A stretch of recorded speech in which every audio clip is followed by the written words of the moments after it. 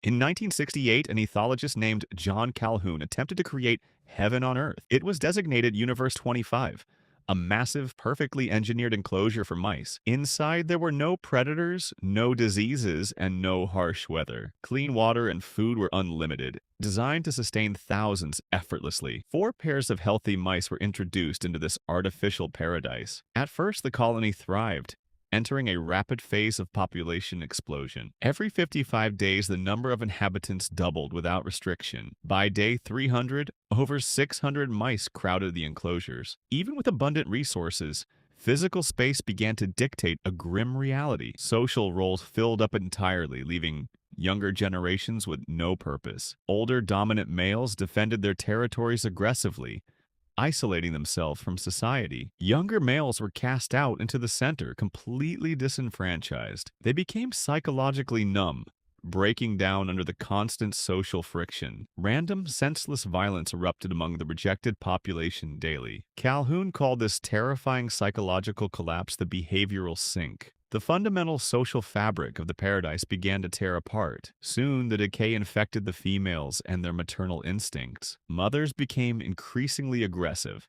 attacking other mice and their own young. Nests were completely abandoned, and infant mortality skyrocketed past 90%. Reproduction ground to a halt as mice forgot basic biological behaviors. Then a new subgroup emerged.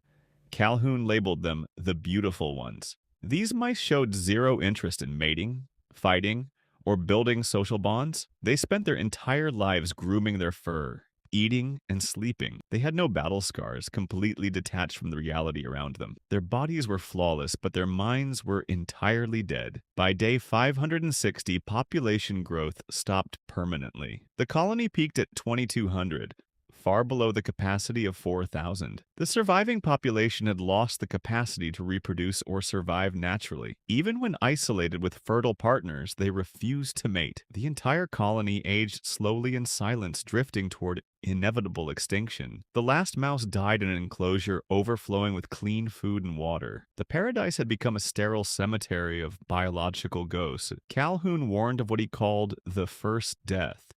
The death of the spirit. When an organism loses all challenges, purpose, and struggle, physical death quickly follows. Universe 25 was built as a cage for rodents in 1968. Today, it looks uncomfortably like a blueprint for our modern world.